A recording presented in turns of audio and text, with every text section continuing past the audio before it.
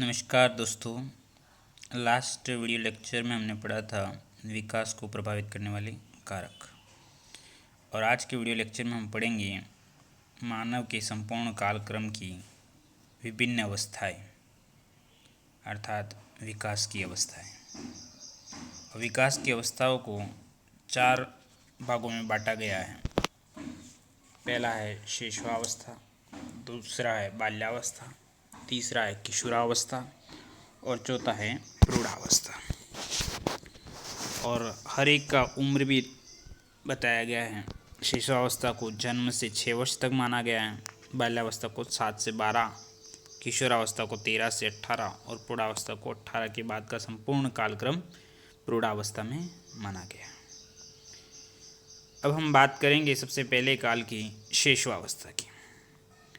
वैसे ये जो कालक्रम हैं मनुष्य के, और हर एक कालक्रम का मनोवैज्ञानिक अध्ययन बहुत ही आनंददायक विषय है।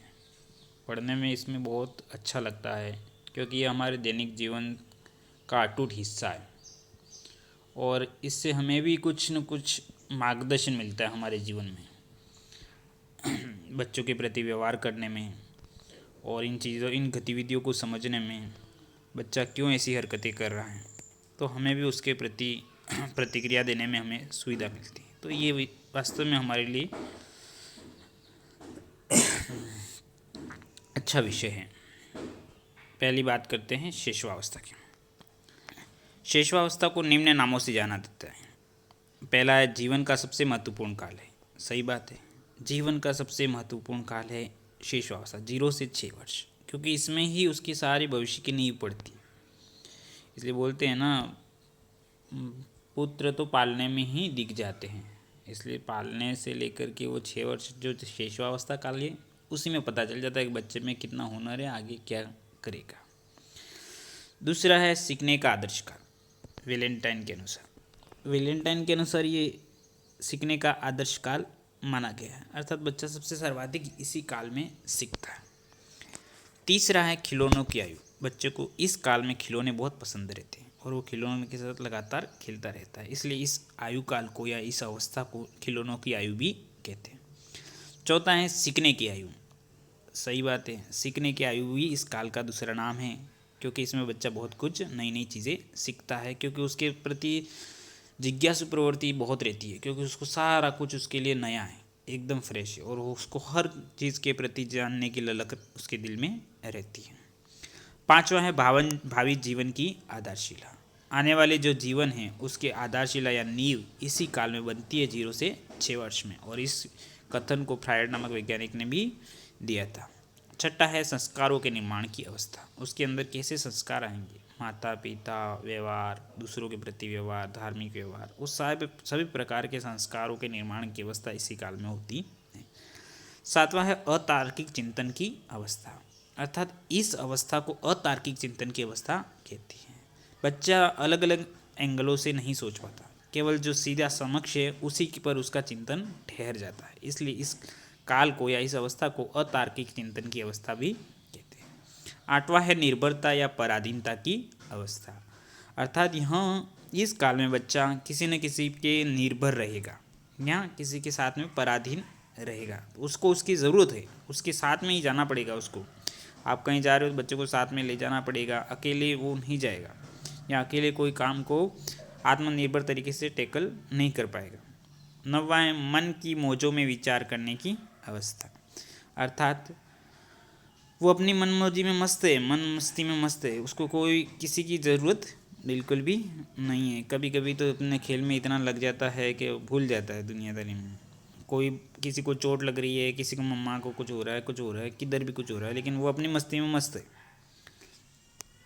10वां है प्रिय लगने की वाली अवस्था। इसमें बच्चा बहुत प्रिय लगता है हर किसी को, इसलिए इसका दूसरा नाम लग रहा है प्रिय लगने की अवस्था।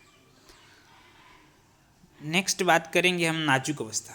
बच्चा इस उम्र में बहुत नाजुक भी रहता है, कोमल अंग रहते हैं, नाजुक अवस्था है, तो हम इसका दूसरा नाम नाजुक अवस्था भी कहते हैं। 12वां है खतरनाक अवस्था, खतरे में रहने वाली अवस्था।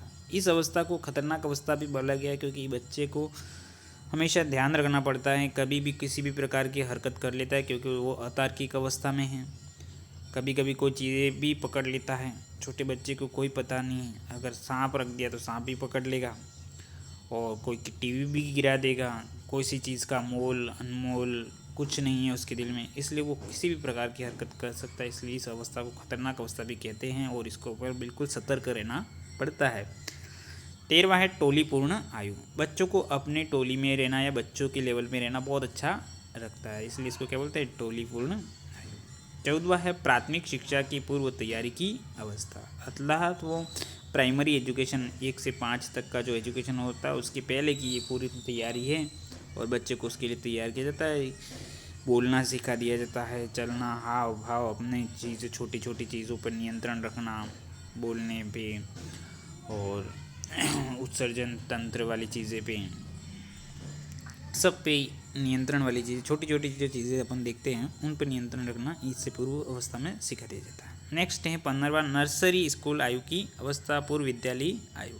अर्थात बच्चे को नर्सरी में रख दिया जाता है। बच्चा बच्चों के साथ तालमेल बिठाना सीख जाता है, रोना और अपना खुद की चीज़ों को कपड़े पहनना और छोटी छोटी जो चीज़ें हैं अपने बैग में अपनी वस्तुएं डालना, ऐसी चीज़ें वो यहाँ पे सीखता है। इसके बाद बात करते हैं अपन, ये सारे उसके नाम भी है, शैशवावस्था के नाम। अब बात करते हैं शैशवावस्था के विकासात्मक कार्य व विशेषताएं। अब शैशवावस्था में कौन से कार्य होते हैं और शैशवावस्था की क्या विशेषता है उसके बारे में बात करेंगे। अभी जो पढ़ा वो सारे क्या है, उसके नाम है। अतार्किक चिंतन की अवस्था, नाजुक अवस्था, खिलौनों की आयु, ये सब पूछा जाता है कि खिलौने की आयु कौन से काल को, कौन सी अवस्था को कहा जाता है। अतार्किक चिंतन की अवस्था किसे कहा जाता है, खतरनाक अवस्था किसे कहा जाता है, टोलीपूर्ण आयु किसे कहा जाता है ना। अब बात करेंगे हम शैशवावस्था के विकासात्मक कार्य और विशेषताएं। सॉरी। विकासात्मक कार्य का विचार सर्वप्रथम हेविंग हस्ट के द्वारा दिया गया था। एक मनोवैज्ञानिक थे, इन्होंने सबसे पहले इसके विकास के प्रति अपने विचार दिए थे। अब इसके अंदर कौन कौन से विकासात्मक कार्य आते हैं शैशवावस्था में। सबसे पहला है शारीरिक व मानसिक विकास तीव्र गति से होता है। सभी कालक्रम में, इस अवस्था के कालक्रम में सर्वाधिक शारीरिक व मानसिक विकास बच्चे का होता है। बिल्कुल सही बात है। आप बच्चों को देखोगे तो 6 साल में बहुत तीव्र गति से वृद्धि करते हुए आपको नजर आएंगे। अगर आपने बच्चे को 1 साल बाद देखा है, 4 साल बाद देखोगे तो बच्चा बहुत बड़ा नजर आता है। लेकिन आप एक वयस्क इंसान को अगर 4 साल के बाद में 4 साल बाद देखोगे तो उतना अंतर आपको नजर नहीं आएगा। दूसरा है जिज्ञासा प्रवृत्ति। बच्चों में खूब सारी जिज्ञासाएं रहती है, हर चीज़ के प्रति उनके अंदर जानने के लिए लग रहती है, क्योंकि वो हर चीज़ के प्रति अनभिज्ञ है ना। सब चीज़ें उनके लिए नहीं है, इसलिए हर चीज़ के प्रति उनके अंदर जानने की लग है। तीसरा है सीखने की प्रक्रिया में तीव्रता। वो सीखता भी बड़ी तीव्र गति से है। दूसरे कालक्रमों की तुलना में उस कालक्रम में आप जो सिखाओगे वो बहुत तीव्र गति से रहता है, क्योंकि उसकी एकाग्रता ज़्यादा है और उसकी ललक ज़्यादा है और उसकी एनर्जी ज़्यादा है। सब चीज़ों में पॉजिटिवनेस है, इसलिए वो सीखने की प्रक्रिया में उसकी क्या है, तीव्रता है। चौथा है सीमित मात्रा में कल्पना। वो बहुत कम मात्रा में कल्पना कर पाता है, ज़्यादा विचरण, उसका दिमाग ज़्यादा विचारशील नहीं रहता है ना। बहुत लिमिटेड उसका दायरा है और उस लिमिटेड दायरे में ही वो अपनी कल्पनाएं करता है। पाँचवा है दूसरों पर निर्भर। बच्चा पूर्णतया दूसरों पर निर्भर रहेगा। उसको दूध चाहिए, खाना चाहिए, कुछ भी चाहिए, वो उसको सेल्फ पे नहीं कर पाएगा, उसको दूसरों की ज़रूरत रहती है। दूसरे शिशुओं के प्रति रुचि, स्वाभाविक सी बात है, बच्चा बच्चे को प्रति रुचि रखता है, बच्चों के खिलौने एक दूसरे के प्रति खेलते हैं और ये सारी चीज़ें होती हैं। सातवां अनुकरण द्वारा सीखना। बच्चा क्या करेगा, बड़ा भाई है वो कैसी क्रियाएं कर रहा है, माता पिता क्या क्रियाएं कर रहे हैं, उनको देख करके उनकी जो गतिविधियाँ हैं उसको ग्रहण करता है। इसलिए इस काल में या इस अवस्था में वो क्या करता है, अनुकरण द्वारा सीखता है। अगर वो कोई लड़ाई कर रहा है तो उसको नहीं पता है ये क्या चीज़ है, अगर कोई गाली दे रहा है तो उसको नहीं पता है कि गाली दे रहा है, वो बस उस चीज़ को अनुकरण करेगा। आप जैसा करोगे वैसा वो रिप्लाई करेगा या प्रतिक्रिया देगा। आठवां है स्वार्थी व स्व केंद्रित। वह जो बच्चा होता है वो स्वार्थी व स्व केंद्रित होता है, अर्थात उसको अपनी चीज़ें बहुत अच्छी लगती है और वो अपनी चीज़ें कभी किसी को देना नहीं चाहता। उसके खिलौने हैं तो वो अपने खिलौने कभी किसी को बच्चे को देगा नहीं और खुद ही खेलेगा, और अपने अंदर स्वार्थीपन उसका बिल्कुल स्पष्ट उसके आपको नज़र आएगा कि बच्चे बहुत वो होता है। घर में कोई मेहमान वाला बच्चा भी आ गया तो नहीं, मेरा चीज़ है तो वो मैं ही रखूँगा। 9वां है अपनी संवेदनाओं ज्ञानेंद्रियों व शारीरिक क्रियाओं के माध्यम से सीखना। बच्चा अपनी संवेदनाओं ज्ञानेंद्रियों व शारीरिक क्रियाओं के माध्यम से सीखता है। जब उसको किसी जगह पे गर्म महसूस हो गया तो उसको पता चल जाएगा ये गर्म चीज़ है। किसी चीज़ पे ठंडा महसूस हुआ तो वो अपनी ज्ञानेंद्रियों के माध्यम से सीख लेता है, इसलिए वो संवेदनाओं को सीखता है। 10वां है संवेगों का प्रदर्शन। उसके अंदर जो संवेग हैं वो नेचुरली प्राकृतिक रूप से आपको प्रदर्शित होते हुए नजर आएंगे। अगर उसको गुस्सा आता है तो उसका चेहरे पे आपको बिल्कुल नजर आएगा। उसको अगर प्यार आ रहा है तो भी आपको नजर आएगा। उसको हंसी आ रही है तो भी आपको खिलखिला होता नजर आएगा। तो वो संवेग बिल्कुल स्पष्ट नजर आते हैं, नेचुरली नजर आते हैं। 11वां मूल प्रवृत्त्यात्मक व्यवहार। वो मूल प्रवृत्ति के अनुरूप ही व्यवहार करती है, जैसे मूल प्रवृत्तियाँ है वैसे ही वो व्यवहार करता है। 12वां नैतिक व सामाजिक मानव का अभाव।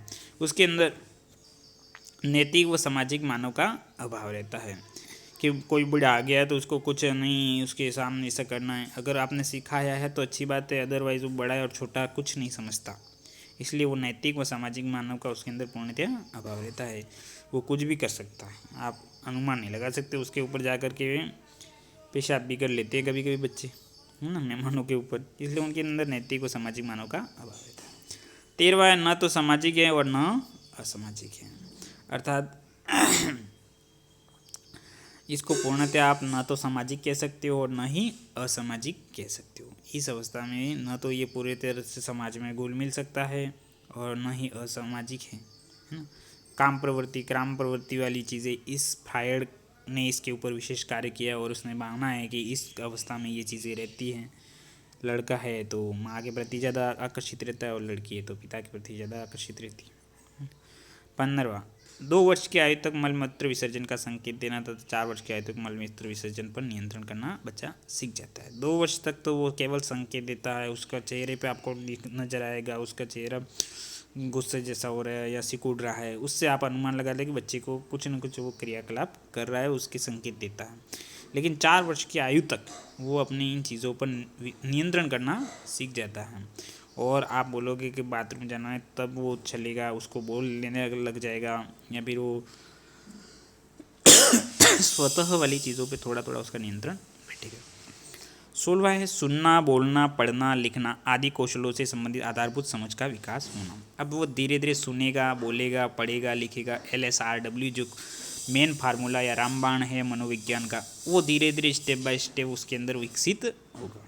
17वां दोहराने की प्रवृत्ति। आप जैसा बोलोगे वो बच्चा उसको दोहराएगा, तो दोहराने की प्रवृत्ति भी उसमें विकसित होती है। अब बात कर लेते हैं हम शिशुवावस्था से संबंधित कुछ मनोवैज्ञानिकों की मुख्य परिभाषाएं।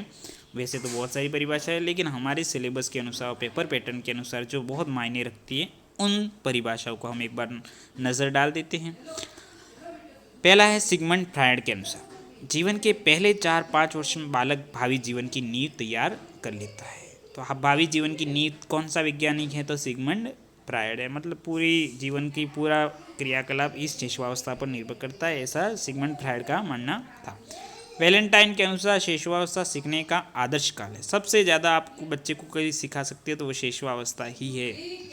वाटसन के अनुसार शिशुवावस्था में सीखने की सीमा और तीव्रता विकास की किसी और अवस्था से बहुत अधिक होती है। अच्छा, बच्चे के अंदर सारी चीज़ों के प्रति अनभिज्ञता और सभी चीज़ों के प्रति जानने की ललक है, जिज्ञासा है, तो स्वाभाविक सी बात है कि उसमें तीव्रता भी उसी अनुरूप आपको नजर आएगी। गुड एनक के अनुसार व्यक्ति का जितना भी मानसिक विकास होता है उसका आधा 3 वर्ष तक हो जाता है। ये गुड एनक मनोवैज्ञानिक थे कि पूरे जीवन का आधा तो 3 वर्ष तक ही हो जाता है। और थॉर्नडाइक के अनुसार अर्ध स्वप्नों की अवस्था कहते हैं। इस प्रकार से हमारा आज शिशुवावस्था का जो मानव का कालक्रम था उसको हमने पढ़ा, उसके विभिन्न नाम पढ़े और उसकी बहुत सारी विशेषताएं पढ़ी, और उसके अलावा उस शिशुवावस्था से संबंधित परिभाषाएं पढ़ी। आज के इस वीडियो लेक्चर के लिए बस इतना ही। नेक्स्ट वीडियो लेक्चर में हम साथ में होंगे बाल्यावस्था को लेकर के। तब तक के लिए जय हिंद, जय भारत। अगर आपको ये वीडियो अच्छा लगता है तो इसको सब्सक्राइब करें और आगे शेयर करें और दूसरे बच्चों को भी मदद करें। धन्यवाद दोस्तों।